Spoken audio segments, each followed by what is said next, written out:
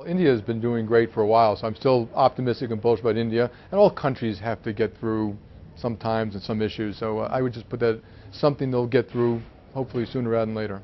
Do you think, though, high prices is going to be something that emerging economies will now have to balance out with growth?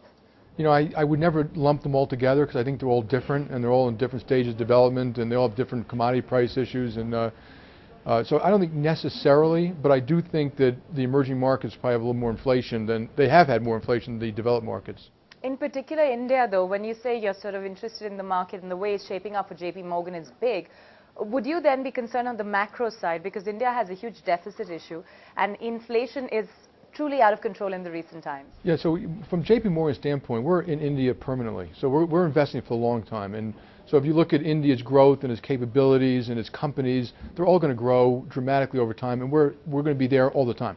You know, India may have its ups and downs in the economy, but that's not going to stop us from investing. But you do notice the ups and downs at the moment. Do you think 2011 would be a year of more consolidation from an economy standpoint? I really don't know. It's hard from for me a market standpoint. Like, for example, when you're looking at it today, many people are saying that India and China could possibly be the trigger points for global inflation at some stage. Would you buy that theory?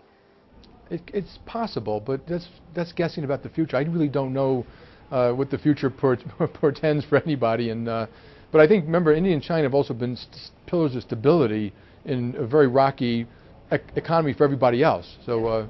How do you see the comeback of the U.S. economy, if at all, and what would that mean for India and China? There's a sort of a belief that capital flows might slow down should there be a solid recovery back in the West.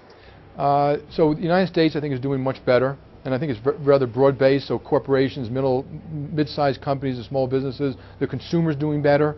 I think quantitative easing makes it more likely we'll have growth, not less likely we'll have growth. So I think if America grows, there's still plenty of capital to invest in India. So I don't think it's going to really reduce, or a lot of people invest in India, but it will use some in the United States. There's plenty of excess capital around the world.